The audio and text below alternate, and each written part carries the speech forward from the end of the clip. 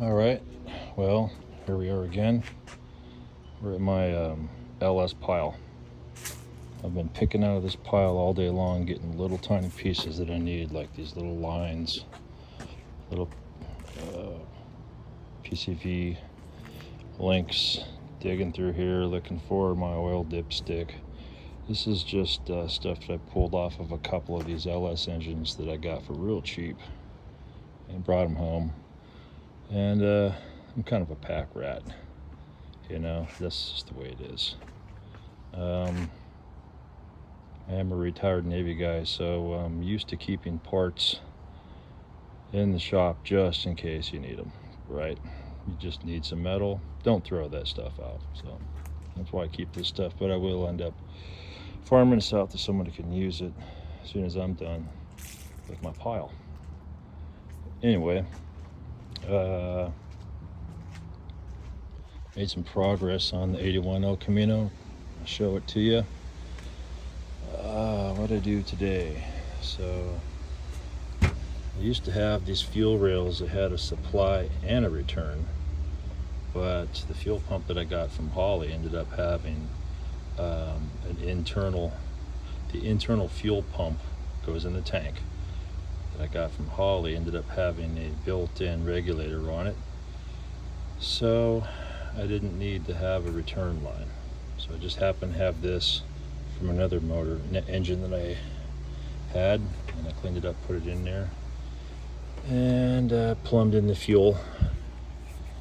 And that's kind of wacky the way it goes, but I'm trying to keep it away from the headers. And I'm not real excited about this mismatched color here, but I can live with it, no big deal. Turns out these fittings aren't so hard to install. Right now, I'm getting ready to sort out my electrical because I'm getting real close here. So these are the wires that go down to the starter. They're barbecued. These were on the 350 that was in here. No, I'm like the 50th owner of this car, and it's just been hammered. This wiring harness has just been hammered against multiple sets of headers. So I'll rescue it and I'll cut it back and get it all organized. Rebuild this section here. This part right here goes to the alternator. So this is the charge wire for the alternator. And I suspect most of these right here will come out. I will definitely identify which ones are 12 volt power supplies. I may be able to utilize some 12 volt power supplies, either key on or running, one of the two. And the rest of this here looks like it's not even being used.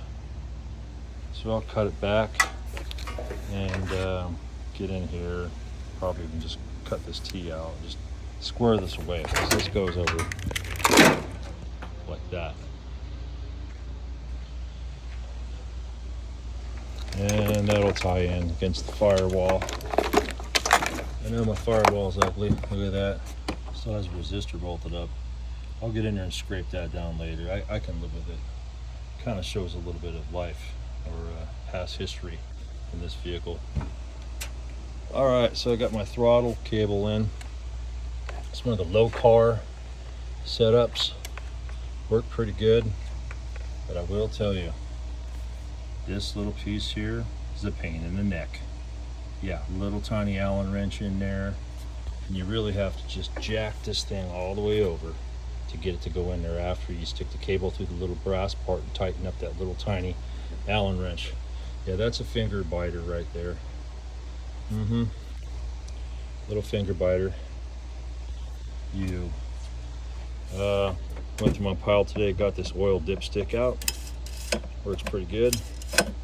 Pretty happy with it. You will see some loose bolts here and there on here. Like that one down there on my steering. No worries, I know where all the bolts are loose on here. Thanks for the concern. Another thing I'm not real pleased about, but I'll try to relocate it, is the steam vent line. So steam vent line, On this particular model, all four corners tie into this part right here, and the hose comes up, goes around, up through here, goes that way, and then ties into this. What a cluster. What a cluster. There is another way to do it, where you take this T-fitting out and it would go through your small heater line. It would normally go across here, tie into your radiator. Well, I'm not going to have a heater in this car, so I just put some rubber blanks over those, also on the AC lines. So I was left with tying in that steam line like this. Looks like crap, to tell the truth, but it'll be all right for starting it up and figuring out another method. So I'll take you down to the fuel tank here in a second. Wanted to show everybody, I'm going to show you these injector adapters. So this part here is an adapter because the Holley Terminator Max Plus comes with plugs this style only. So you got to get these adapters if you want to use anything else. So check this out. These just pop off.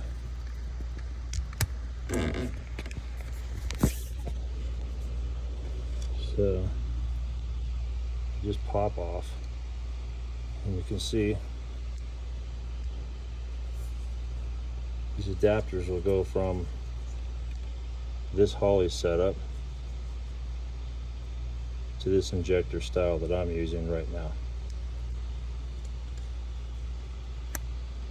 And they just pop in, clip in. You got to mess with them a little bit so they won't come out, but there they go, locked in. I do have the pigtail right here that you connect to your alternator. This pigtail here just connects to your alternator here. All that does is sends 12 volts to your alternator exciter circuit, so it will start charging. Holley was nice enough to make the wire coming out of the exciter circuit black for the first 8 inches, just so it's not so obvious when you tie it into your main harness. Pretty cool. Again, I'm using the Holley Terminator system on this. It's a plug-and-play system, and they're in real high demand, so it's on its way. All right, so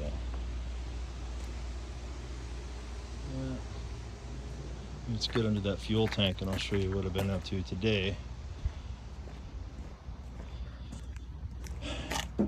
Kind of funny about this license plate, everyone gives me crap about it because this 666, like I think I'm the devil or something, plus this 72. They're like, you stupid, that's not a 72 El-Camino, that's an 81. I'm like, yeah, I know, it's just what they gave me at the DMV.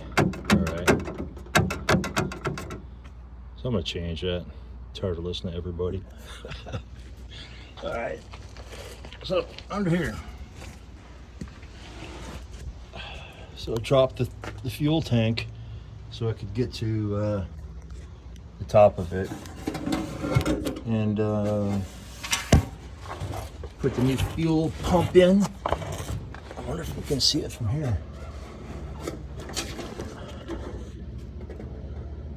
Pretty dark in there, but there's a fuel pump in there somewhere, brand new. And there's the lines here. So here's the supply line.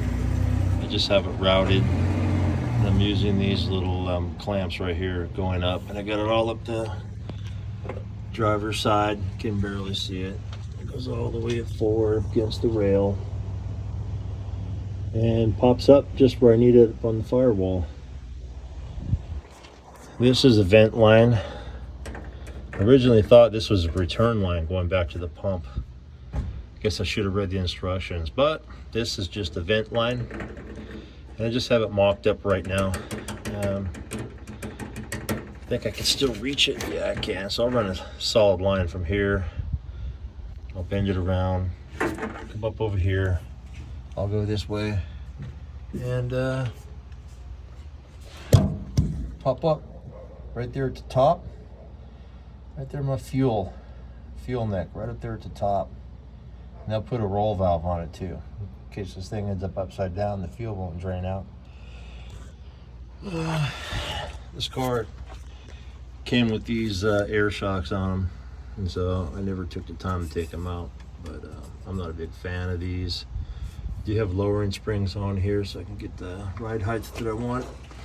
I got a cover I'm going to put on this, a sweet aluminum cover that's got a couple of fasteners that go on hard up against the saddles on your ring, your ring carrier, your carrier. Puts a little pressure on them, supposed to keep you from blowing your rear end up. I'll never blow my rear end up. I seriously doubt it. So there's the exhaust that I put in. You can see my fan right there. That just needs some electrical and a couple fasteners to put in there. I gotta dial that in. I'll show you the cross member I used. I'll go over there real quick and we'll talk about the cross member. Listen, 81 El-Camino. Pretty happy about that fuel tank.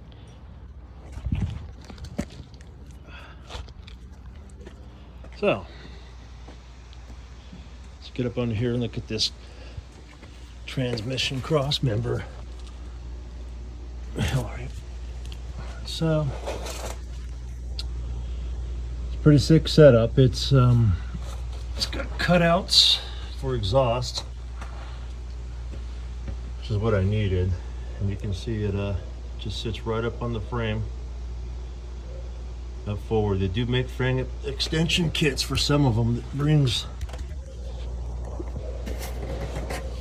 this portion of the frame out. It's just a piece of metal that you put in there with holes drilled in it.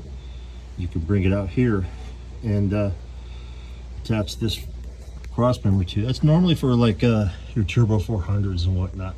This is a seriously canted cross member. If you look at it, it's canted. It's got a big angle on it.